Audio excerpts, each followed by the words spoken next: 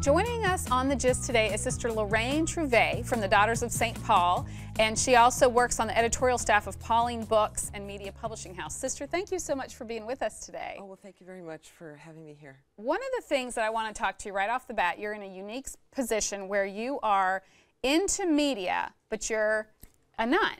And a lot of times we think of religious as sort of being separate from the world in that way, but you're really plugged in. Tell us what that's like for you.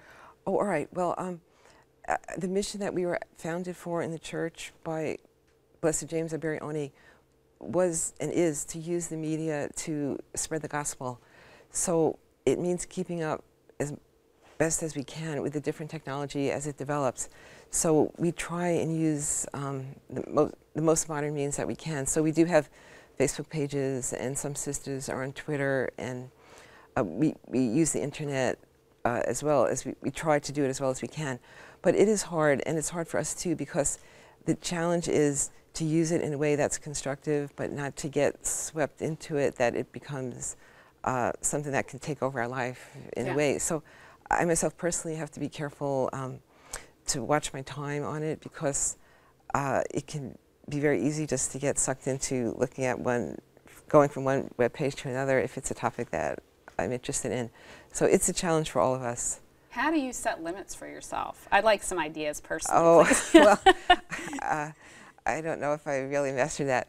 But, well, one thing is I sometimes just give myself a limit. Like if I have something I want to do after supper, I'll say, well, I have an hour, and after that, I'm done. So I just turn off the computer. That's smart. So you just go in with an idea of exactly how much time you're going to spend. Yes. Okay. So we're going to talk a little bit about minimalism, because that's one of the things that's a big trend right now. Yes. And you're on the front end of this trend, because you've been doing this for a long time. Right. And I think sometimes people are so sort of freaked out at the idea of not having a lot of stuff. And do you have a limit to the amount of possessions that you have in your order? Well, we make a vow of poverty, and basically that means that we give up ownership of things so as to really make a space in our hearts for God. So we don't have rules so much about specific limits as such, but the ideal would be just to use what we need and not more than that. So it does depend on the situation and the judgment of each sister, because sometimes for our work we do need certain things, even in terms of computers or whatnot. So, but the idea is to just use what we need and not more than that. Yeah, very good. Yeah. There's this big trend, now with trying to own fewer clothes and wear the same thing, and it's kind of, I think it's easier than people realize, but it's like you have to get to this point where you're okay with having a lot less than you previously did, Right, right, and that's a challenge too. And though we take a vow of poverty, being poor in spirit is something that Jesus said in the Beatitudes, blessed are the poor in spirit, for they shall inherit the kingdom of God. So it's something that all of us are called to do as Christians. And I think the main thing would be to see what our attitude is toward the possessions that we have. So like I was saying, the vow of poverty or the spirit of poverty is really to free up that space in our hearts for God.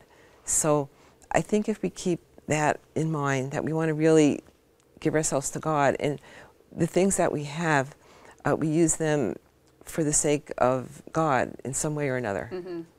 That's beautiful. Yeah. Okay, so let's talk about personal prayer, because I'm sure that's at the heart of how you're able to do that, to be poor in spirit. It just doesn't happen because you've decided that you want to be poor in spirit. Right. How do you go about doing that in your day-to-day life? Oh, all right. Well, in my community, we do have a lot of time dedicated to prayer, which is really a blessing. So in the morning, we have meditation, morning prayers together as a community, and the Mass. And then our founder gave us a Eucharistic spirituality. So one really wonderful gift is that every day we make an hour of adoration before the Blessed Sacrament. So that we call it the visit. So it's our visit with the Lord, with Jesus. And I think really in that visit with Him, little by little we try to take on His mind and grow in love for Jesus and for others. So that Eucharistic visit for for our community is the core of it, I think. Yeah. Yeah. What about silent retreats? Do you do those on a regular basis in your order? Yes. Every year we have a longer retreat that's a week long. But then on one day a month, the first Sunday of the month, we have a day of retreat. So during the retreat, we do try to observe silence. And again, the purpose of that is to keep our minds free from distractions so we can focus on prayer and on God. Yeah.